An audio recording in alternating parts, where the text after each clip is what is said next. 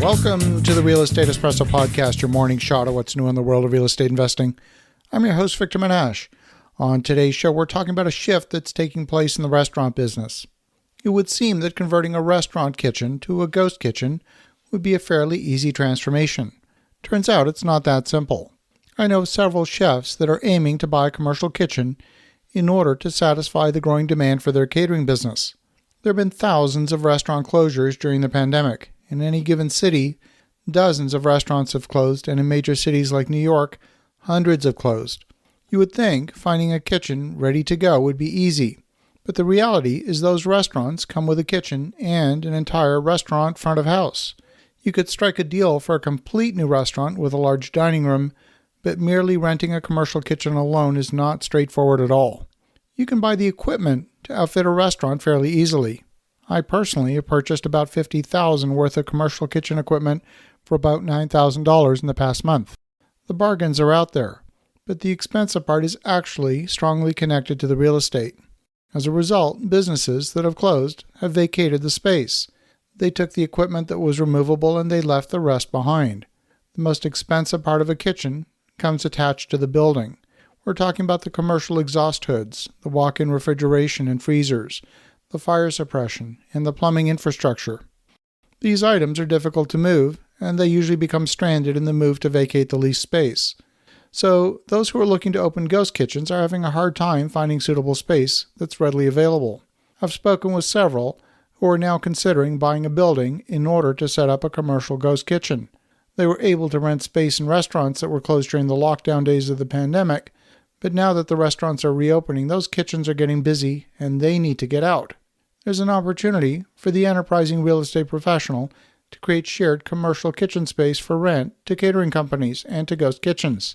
Even personal chefs have traditionally avoided the need for a commercial kitchen by using the client's own kitchen when cooking for a client. But during the pandemic, it's been inappropriate for chefs to work in a client's kitchen, with the mandate to isolate from each other, so even a personal chef has needed to scramble and find commercial kitchens to work out of.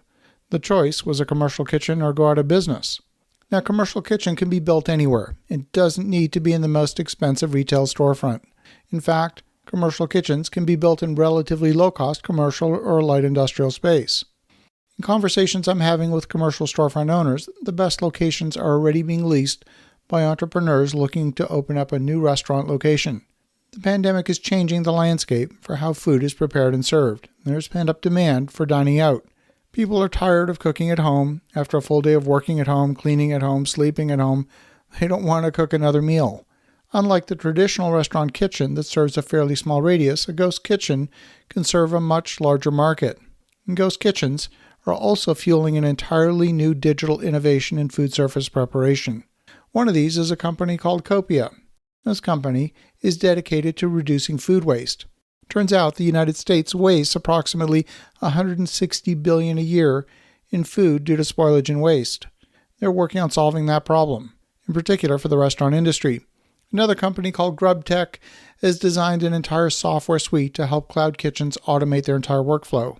One of their value propositions is now you can transform your existing restaurant kitchen with some excess capacity into a micro cloud kitchen. You still keep your main restaurant business, but you create an adjunct business with the micro cloud kitchen. So you might have a restaurant that's a burger place. You don't want to dilute your brand or confuse your existing clients, but you could test market a completely new brand that leverages many of the same ingredients and workflows. Maybe you could do gourmet sandwiches for delivery to corporate clients. The extra revenue would improve the overall operating efficiency of your kitchen without requiring any real estate expansion.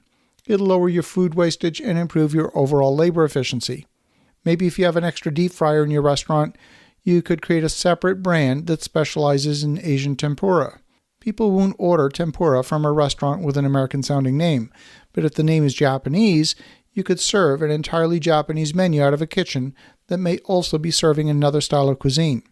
So I'm expecting a proliferation of food choices. In fact, there's going to be more and more dining choices than ever before. There's going to be more dining websites than kitchens in the near future, and you'll have no idea where the food's coming from. We're at the very beginning of a period of dramatic innovation in the way food is prepared and delivered, along with the real estate to support the new business models. If you think about that, have an awesome rest of your day. Go make some great things happen. I'll talk to you again tomorrow.